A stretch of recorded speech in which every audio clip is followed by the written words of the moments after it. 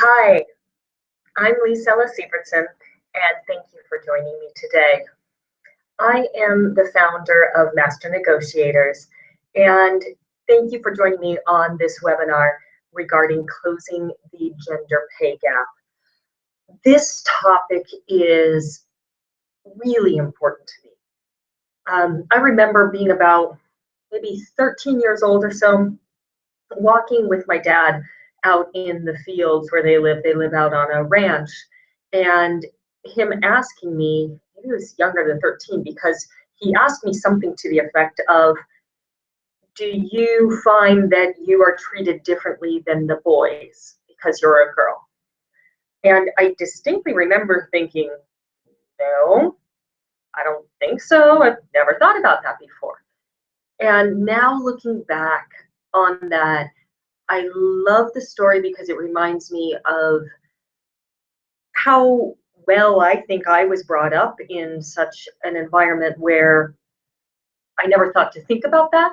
So I feel very lucky that I didn't even think about it till I was 13 and my dad asked me that question.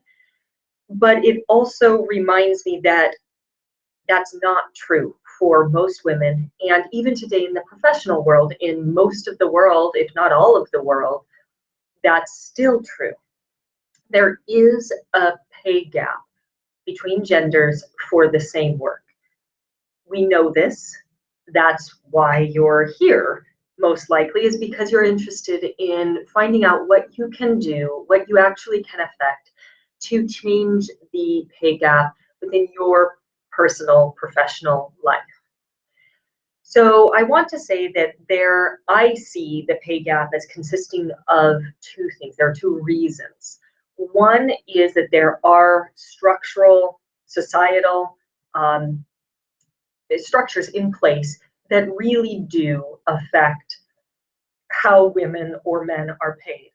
Those are things that are bigger than me. They are societal things. I think there are many fabulous writers, fabulous people, politicians, thinkers, policymakers who are working on that, and I wholeheartedly advocate that each of us get involved in some way in shifting everything that's structural. What I focus on is the piece that each of us can control. That's the only thing that I know how to control and that I help other people learn how to control. So that's what today's webinar will be about, is the things that are in your control. What can you do to change them so that you can close that pay gap within your profession, for yourself and for others, and for the men and women who come after us? So I'm going to take questions along the way. I'll be looking down occasionally to see comments. If you are wanting to post any comments or questions on the Facebook page where this is streaming live right now, and if anybody's watching this anywhere that's outside of that Facebook page, the page is 22S, so 22S like Sam, .com/Master Negotiators. And you can just join this seminar there, lifetime, and that's where I'll be able to see your comments. For anyone who is watching this after the fact, not live and in recorded, you can also continue to comment there or comment and question in the associated closed Facebook group called Closing the Gap. If you come to this presentation, this webinar, via the Facebook mechanism, via the address at 22s/.com/Master Negotiators, you will be presented with the pop-up that says, we would like to add you to the Closing the Gap Facebook group, and you can join or not join. But I mention that because the discussion will continue there after this live recording. So I'm going to lead this webinar giving you tips that are actionable today, that you can use today to change the pay structure, to change your personal situation. Whether this is at a job where you are an employee, whether you are an independent entrepreneur, business owner, where you are going out and seeking your own employment, you're generating clients every day, or whether you're, for example, in sales and commissioned, where you're also in a similar position to that of an entrepreneur, where you are generating contacts and clients every day. You're creating that business for yourself. So the very high level question that is usually asked of me is, so how do I change the pay gap within my profession for myself? And you've already heard my high level answer, which is act on the things that you can control and then get involved somehow politically or otherwise in the structural changes. So let me give you 3 tips that you can use today about those pieces that you can control. One, first off, and this may seem self-explanatory, if you haven't heard it already, I will just say it because it bears repeating. Do your market research about what people are paid, can be paid, average salaries, benefits packages, etc. in your field, in your profession, in your area of the world. Never assume that you are being well compensated. And I don't mean that in a bad way, but it's knowledge that's out there for the taking. In the day and age of the internet, it's available. The knowledge is there. You can use salary.com. You can use a whole host of databases that are free to the public or mostly free up to a certain point, and go do the research. See what the average is, what the low is, what the high is, and make sure that you're, number one, in that range, and number two, if you're lower in the range than you want to be, then you can start with some other steps for negotiating a raise. But know the facts, because if you just sit back and assume that you're being paid the same as everybody around you, unless you're in a highly structured organization or unionized organization, it's probably not true. So second tip is generate a discussion about the value that you bring to your organization or to your clients. So this is either a discussion with your manager, your direct supervisor, or it's a discussion with your clients. And it's not a one-time discussion. It's weird when you sit down with a manager or ask to sit down with a manager or your clients for that matter, and you say, hi, I want to have a discussion with you about the value that I bring, because I just want to know about that, and yeah, I want to raise. That's weird. This needs to be a conversation that is happening all the time. And here's one thing that I notice that's a generalized, again, average, generalized difference between the way men and women often treat this discussion is it's pretty well known within professional circles now to women that they need to be asking for raises. They need to be proving their value to their employer, to their clients. But what I see as a difference, again, in a lot of the people that I coach, is that men tend to have these discussions on a regular basis where it's just worked into the life of what you're doing or what you're doing with your clients. Whereas for women, it tends to be a discussion that's going to happen at a certain point in time, at a review, or when you're asking your client to pay you, or when you're signing a contract with your client, or when you're giving the final deliverable. So if you can learn something from that, it's to create this discussion on an ongoing basis. So here are some words for what that might look like.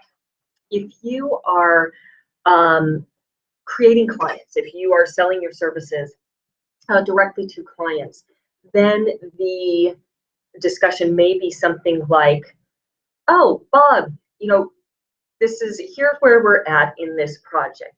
So, okay, you go through what you've done so far. Let's say you're a consultant or something, and here's the deliverable. So what are you thinking about this? Okay, yeah, oh, I want to see this like this, and I want to see this. Can you do this over here? Yeah, we can do that. So Bob, let me just take a minute. You've told me about what you'd like to see next in our work. Tell me what gives you the most value. What of this, where are we going the right way, and where are we kind of veering off course? What of all the analysis, for example, that we've done for you is really, really valuable to you? And what is, oh, that's interesting, but I could live without it. That's the kind of discussion that is going to continually reinforce in their mind that, number one, you're paying attention to the value that you're providing for them, and number two, care to ask them to define where the value is. Another example might be as a real estate agent. So there, you may think you know what value you give to your clients, but it doesn't hurt to ask them. So with every person that you're working with, from the very beginning, ask them, what's important to you? Tell me about what you're looking for in an agent. They may start out with very high level, well, somebody who can, negotiate well so that we get a good deal. But pay attention to both the things they do and the things they say, and read between the lines. Don't be afraid to ask questions. So when they start to get edgy as you're driving them to see a house in a certain part of the city, ask something about that. Say, hey, you look like you're uncomfortable. Is this is there something about this part of the city that you're thinking is maybe not right for you after all? See where it takes you. Pick up on body language if you can, or you can just also ask more neutral questions that you don't necessarily have to take off of body language, like asking, so tell me more about these things that you're wishing for in your home. You were saying you really want a big living room to entertain in. Tell me more about how you entertain. Ask questions that are open-ended like that, so they can start to describe what's important to them. So another way to think of value is what's important to your client. In an employer type setting, the discussion may be something more like, hey, Sue, I've been working here for a year, and I know my job description, and I see that in the original contract I signed, but I know that sometimes job descriptions are different than what the company really needs. When you meet, Sue, with other people higher up in the company, what are the discussions that are happening right now? What are our biggest problems as a company? How do you see our division helping to solve those problems? Do you see anything that I could be working on that would give more value to the company? Those kinds of questions open up that discussion. And then every time you're turning in an assignment or presenting something to a client or whatever your role is, you can ask those questions, continue that conversation. How valuable is this to our organization overall? Is there something we could do differently that would make it more valuable? Those are all good questions to ask. And then finally, third tip for something that you can act on today is find a way to make career progression planning a part of your weekly life, a regular part of your life, so that it's not just a once a year thing at the beginning of the year for a New Year's resolution, or only at the time that a performance review comes up. And there are many different ways that you can do that, but the commitment you can make to yourself today is to make it a weekly part of your life. A few things come to mind as tools that you may want to use. For example, I love the book Standout 2.0 by Marcus Buckingham.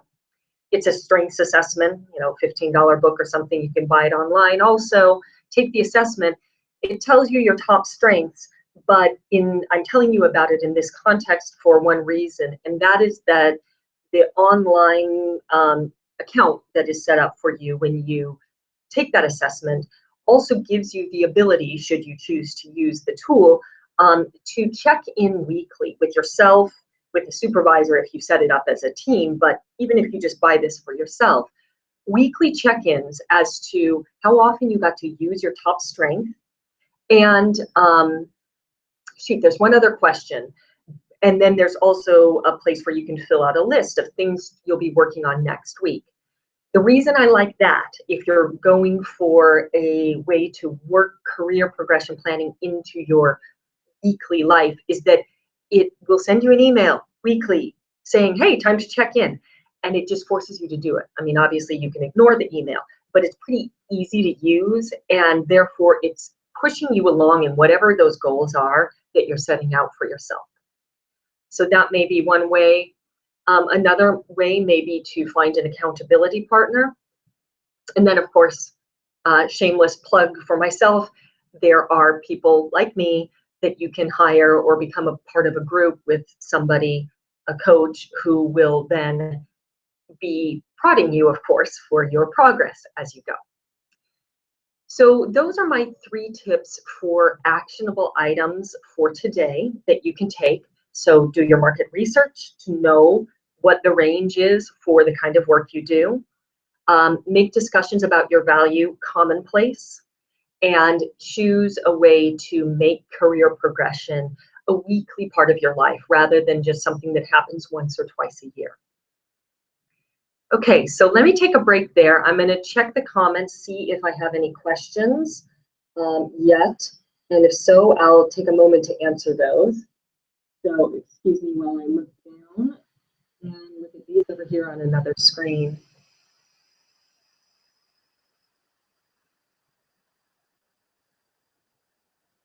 Okay, great, none yet. So there are a few other questions that you might have if you showed up at this webinar. If you had that original question of how can I change the pay gap, the gender pay gap in my professional life, I gave you 3 tips to act on. So now that you know how to start acting on those tips, there are some follow-up questions that you might have that I'd also like to give you tips on. So those questions are, 1, how do I get over the feeling that I'm being greedy? If I ask for a raise, if I ask for business, if I charge a higher fee than I currently am, for example. So how do I get over feeling greedy? Second is, how can I be proactive if it's uncomfortable for me to talk about money? So how can I be proactive? How can I even implement these tips, even the 3 that you just gave me, if it's uncomfortable for me to talk about money?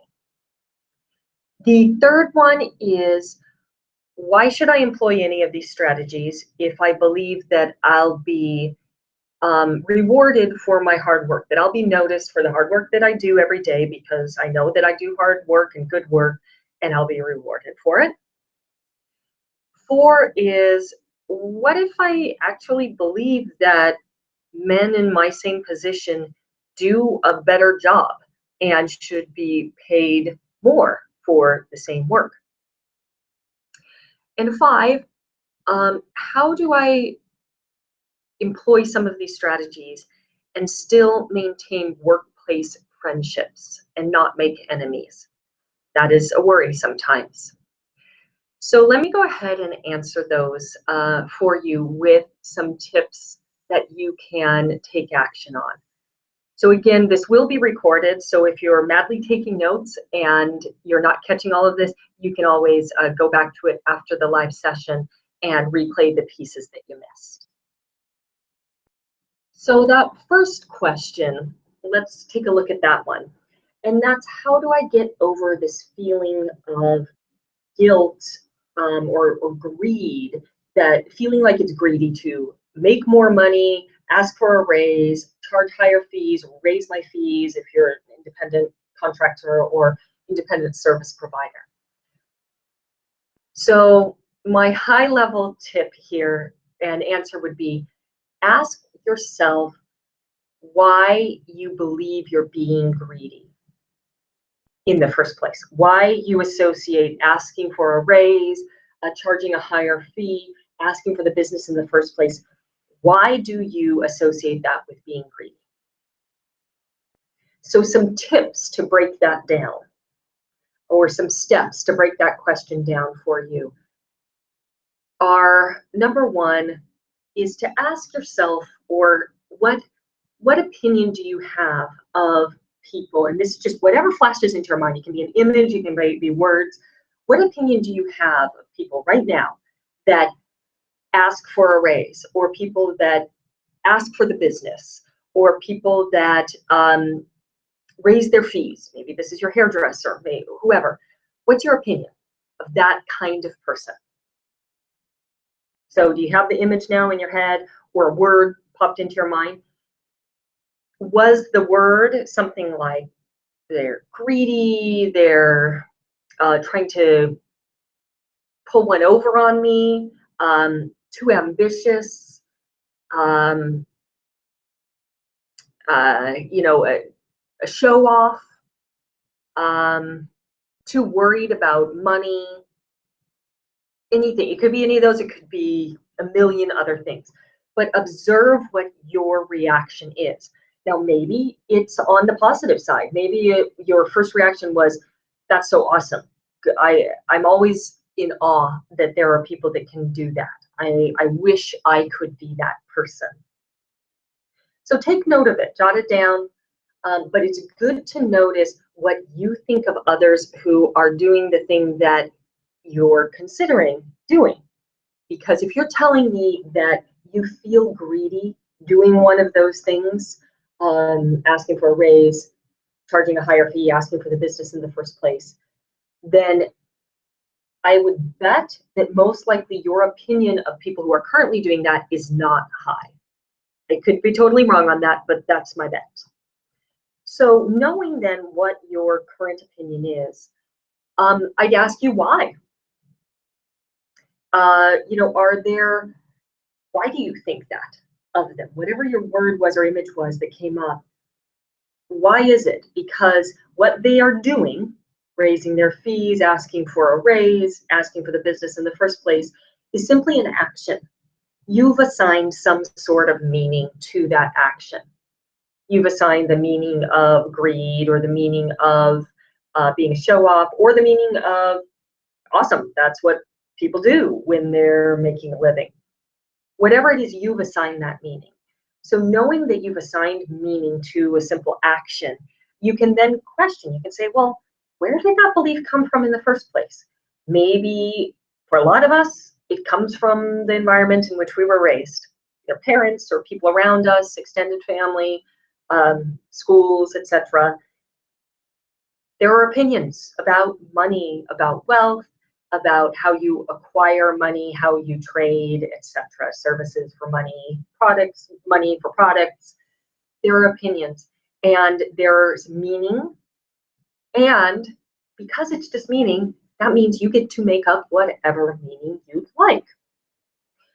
So if you've heard and you've identified what those voices are that tell you certain things about money and how you should perceive it, now you get to decide if you want to assign a different meaning to that. So ask yourself, if you originally came into this conversation feeling that it would be greedy to ask for more money, for a raise, or to ask for business, or to charge a higher fee than you currently are doing, to raise your fees. Ask yourself this now: what do you want to believe that it means? And decide whether or not you want to try that on for a day. If you decide that you want it to mean that it's an indication of your commitment to your craft, to your profession, the fact that you are asking for higher fees, it motivates you to invest even more in yourself, your learning, your training, in the final product that you deliver. try it out. Try it on for a day. See how it feels. And if you like how it feels, you can choose to adopt that new meaning for from here into eternity. Or you can always go back to feeling guilty. It's always an option. Totally up to you. Okay, second question that you might have was this question of how can I be proactive about employing any of these tips if money is just uncomfortable for me to talk about? I've always been uncomfortable talking about money. This just feels, I understand conceptually, intellectually what you're talking about, Lys, but it's just uncomfortable for me. So the first thing I'd ask you is, well, really? What makes you uncomfortable about money? And I mean this seriously. What is it that makes you uncomfortable? Is it some assigned meaning? What if we switch into chickens as your bartering tool rather than currency, rather than paper notes and coins? You have chickens that you get to trade. Other people have chickens, you have chickens, you trade them for your services, for your products. Does that lighten it up a little bit? Is it no longer quite as scary when you're talking about, oh, you know, I've looked at the salary ranges and I see that I'm on the low end. I don't really think I'm performing on the high end. I'd like you to pay me 20 more chickens per month. Sometimes just thinking in terms of chickens rather than dollar bills or whatever currency you use makes a difference in lightening it up if money, for whatever reason, is really uncomfortable for you, an uncomfortable subject. So then going from there, once you've hopefully chuckled and lightened up a little bit about money, I'd ask you, if money were a comfortable topic for you, how would you act differently? How would a person who was comfortable act? Would that kind of person use one of these tips that I gave you today and employ it before they went to bed tonight? Would she consider employing it? How would she act? Do you know someone who is comfortable around money, and how would she act? So then take that. And third tip is decide, again, if you want to try it on for a day. Decide if you want to try on the actions of someone who is comfortable talking about money or chickens. And decide if you want to use that to test out what it would feel like to be her. The amazing thing about testing out what it would feel like to be someone who was comfortable talking about money is that, like a method actor, you get to put on that costume for a day. And you can even try it out in a really safe way. If this is really a fear of yours, where you say, please, you know, I'm listening to this and I've read a million books, but my God, I am still scared stiff of money. And I don't even want to delve into why right now, but all I can tell you is that these tips are giving me, I know I'm not going to use them because I know there's no way, that's way too big of a gap for me to cross. You can start with something where it's much less threatening. And here's an example of something that I assigned a client of mine once.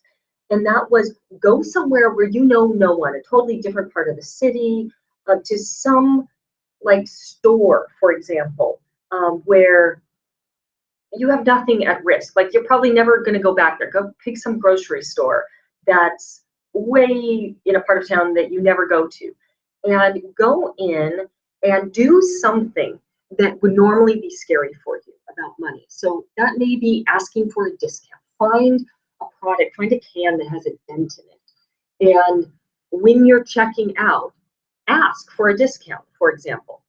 You know, I'm making something up here, but this is actually an assignment that I gave a client who was struggling with asking for business and ask for that discount. The cashier may say yes, they may say no, But it doesn't matter because the exercise is in asking in the first place and doing it in a place where, number one, you're not socially committed to the people there, to the checkout. You're probably never going to see this person again in your life. And number two, pick something. You're going to ask about something you don't really care about. Say it's a can of canned pumpkin and you never even make pumpkin pies. So it really doesn't matter whether or not the person says yes or no, but you forced yourself to take a small, tiny action that is asking about something related to money that makes you uncomfortable. So make up your own version of that exercise or try that same one, but try something with that persona of a person who's not scared to talk about money. Okay, so I'm going to pause again, check the comments, see if there's anything that anybody's requesting I talk about.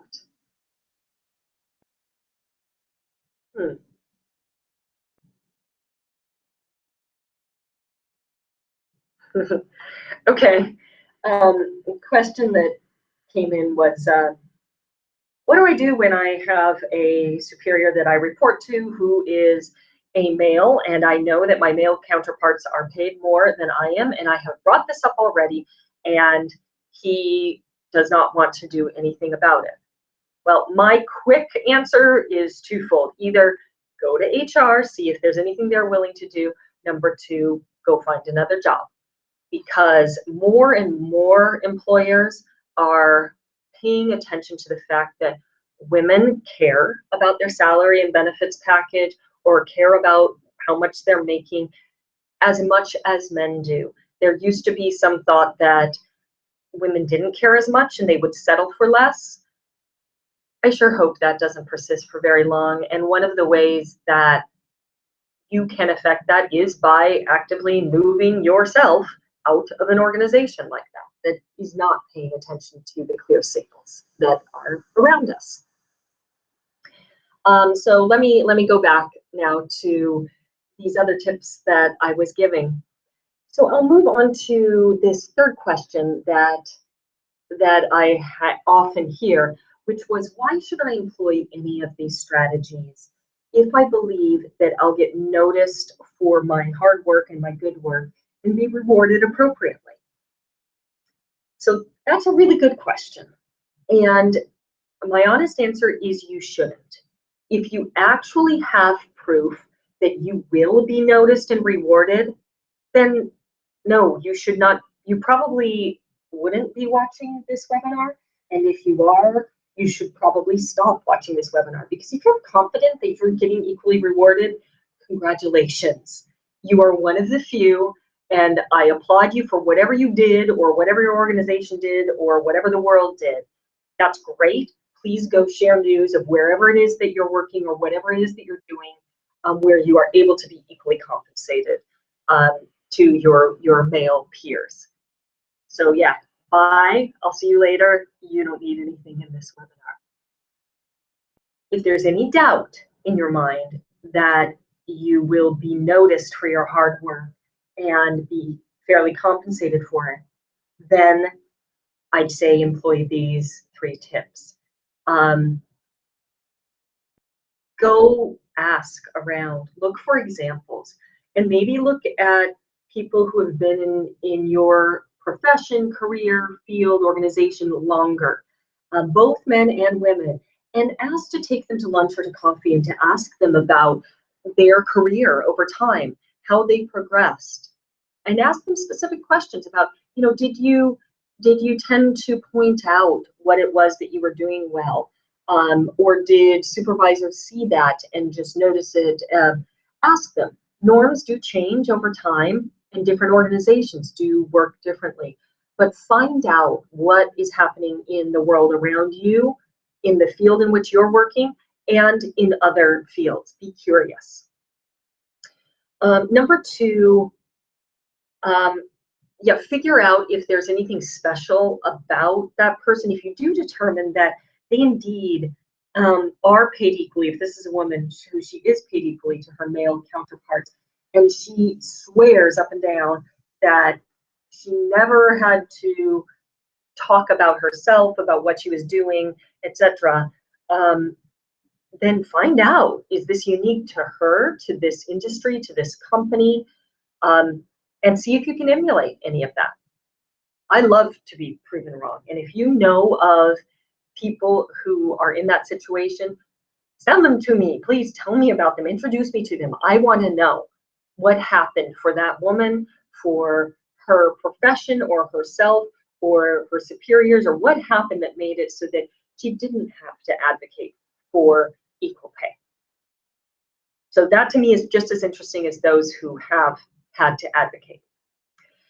And then finally, ask yourself if you really are convinced that you'll be noticed for your work and compensated adequately. Ask yourself, what would happen if you decided to test out opening up a discussion about value, like I talked about at the beginning of this webinar? Ask yourself if anything bad would happen. Ask yourself if it would be fun to test that out. If nothing else, most likely it'll become an interesting conversation. But again, if you determine that there's something horrible that would happen if you were to even open up that discussion, you may not want to go there. But 90% of the people that I see, of the women that I see, if they are convinced that they're being paid equally, when they dig in and really investigate and start really paying attention, they realize, and really asking deep, hard questions of supervisors and of the organization, they realize that it's not simply enough to just work hard. You won't just be noticed. Now, tell a personal story here on this one. I went into my career after grad school kind of assuming this. Now, silly of me, because I had just come out of grad school with a focus in international business and therefore had negotiations classes, strategy classes, and you'd think I'd know better. So I did really well in, or at least I thought I did, in negotiating my new starting salary after grad school. And I hit my target, which was to double my salary, which in those days, I'd come from a $40,000 a year salary and I wanted to double it. It was an arbitrary number, but I was like, yeah, I can double it, I'll make 80.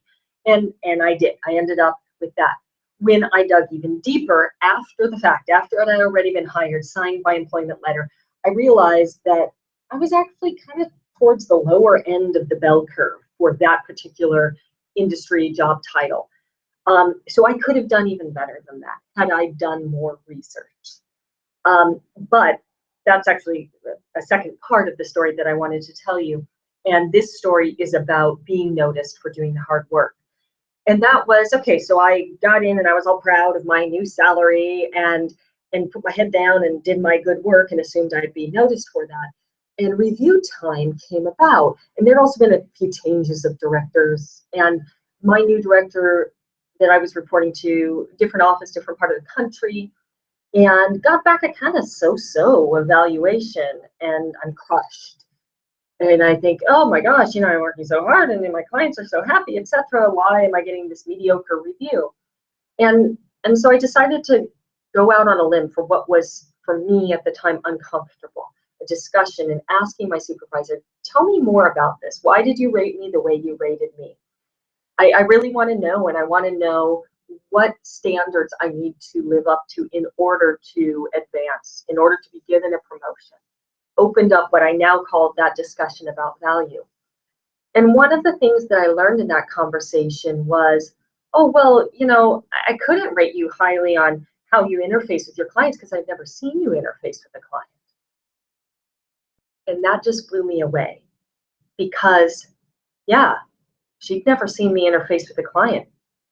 I went to my client sites, but I was acting independently over here without bringing my director along.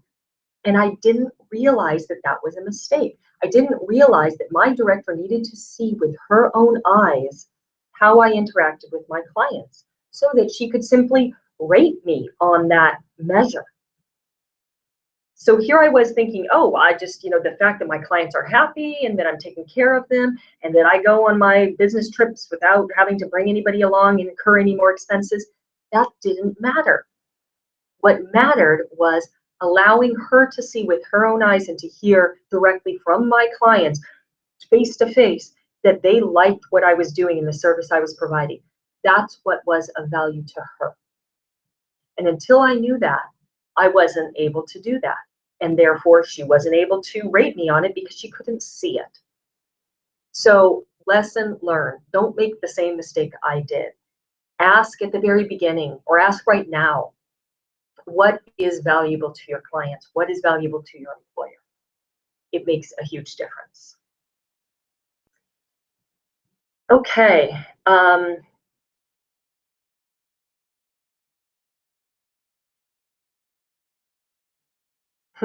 Okay, this next one. What if I believe that men in my profession really do a better job?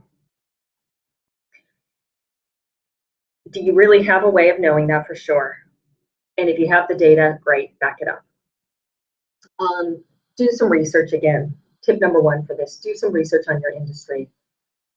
Are you in a lucky industry where women really are paid the same amount as men for equal work? If you are, fabulous. Tell us what industry that is or which workplace that is.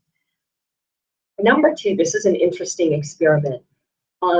Take a young girl or boy in your life, around like say 10 years old or so, 8 even works, but around 10, 12 is even better.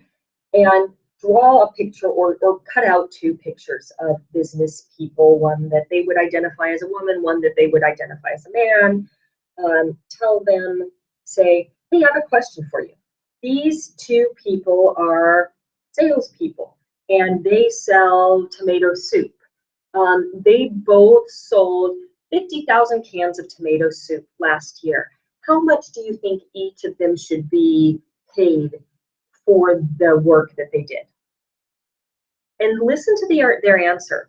They'll vary all over the place depending on where the kid's raised, how the kid is raised, and just what happens to be going on in their mind right now. But the answers are so interesting. Sometimes they'll come back as, and the actual dollar value doesn't matter. That's not the point here. They could say, oh, $100. It doesn't matter if they understand, what current salaries might be for selling 50,000 cans of soup.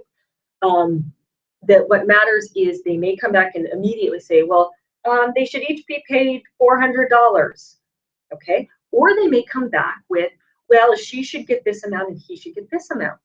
And if they do come up with discrepant amounts, and again, the way you ask the question has to be very neutral, has to be, here are 2 people, and you can just say it like that, people, not here's a woman, here's a man. Here are 2 people, they're business people, they're salespeople, and they sold the exact same amount of the soup. How much should they each be paid for that? Ask it like that, neutral. If they come back with different amounts that they should each be paid, just ask them why. Say, oh, okay, that's interesting. Why? And you'll just find out a lot about how the kids around you are thinking these days. I hope to God every single one of you asks this of a boy and a girl, and it's always that they're paid the same. I bet it won't be. So do that to just open your eyes to current awareness and where that's at. And then finally, going back to research, do some more research. If I haven't already mentioned salary.com, there's a lot of free salary research there, and industry research. There's government research at gov.org. There's glassdoor.com. If you're in an organization, they tend to be able to benchmark salaries as well. So do your research, and if you really come out at the end talking to people, etc., and you think that for some reason the men in your same exact position doing the same exact thing deserve to be paid more than the women, let me know. I say this with an open mind. I want to know about what profession that might be. There are so many ways that women are still shortchanged in this world. I'd like to be enlightened if you know of a profession where, because of the person's gender, you really truly believe they should be paid differently. Let me know. Okay, and finally, question number 5 that I often hear is, how can I implement these tips and still preserve friendships within the workplace?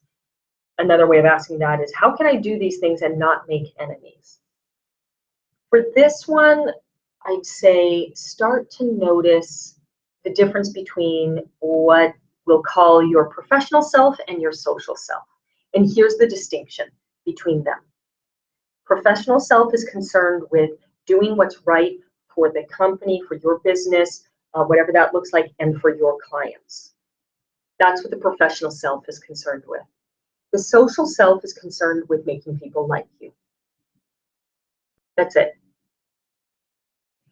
So step 1, tip 1, notice when you are acting out of a professional self versus a social self. Both are fine selves to have. We all have them both.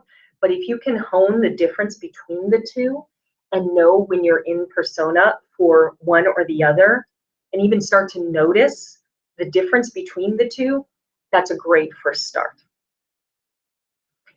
Number 2, challenge yourself to start using the professional self more often.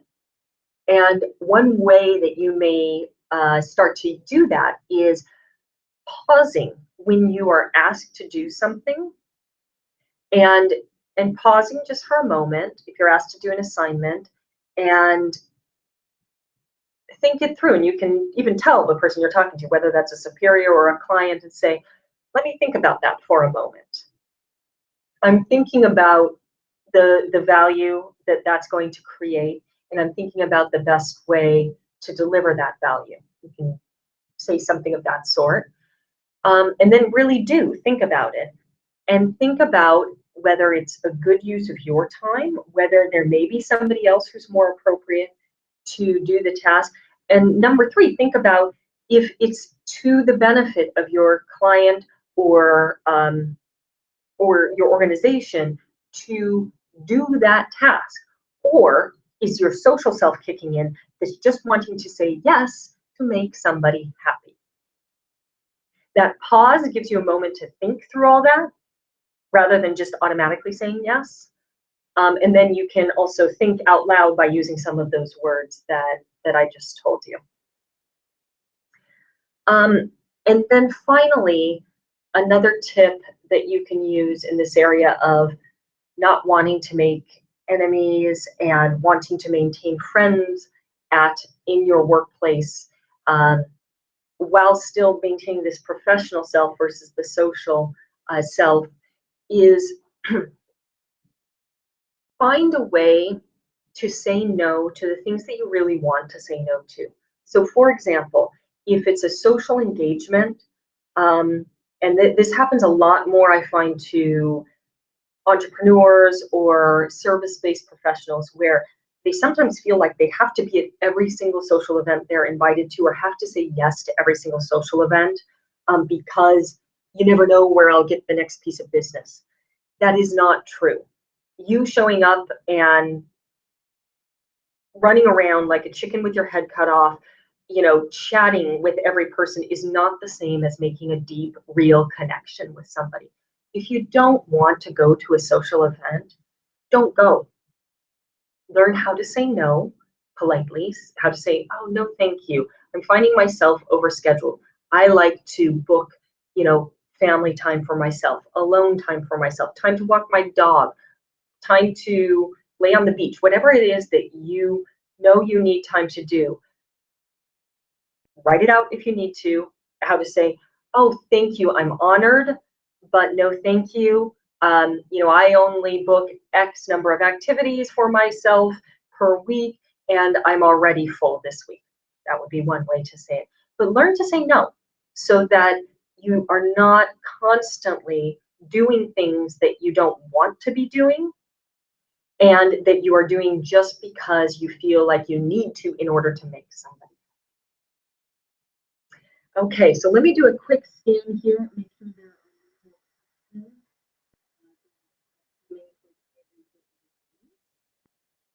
Okay. So that's it for today. Thank you so much for joining me. Please feel free to continue the discussion. If there's interest, I will continue this discussion and possibly hold another webinar in the future on this topic or a related topic. And for anyone who is needing or wanting negotiation help right now in their career, I do have 2 spots open in a workshop that's a virtual workshop, so it doesn't matter where you are in the world. And it starts in April. It meets for 3 months, 2 times each month. And I have 2 spots open in that workshop. It's a small group workshop with 3 to 5 people.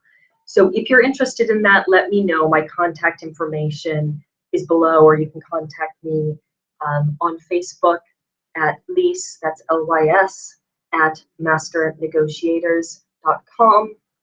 And the price for that workshop is $9.97. Okay, well, thank you so much. Pleasure being with you today. Take care.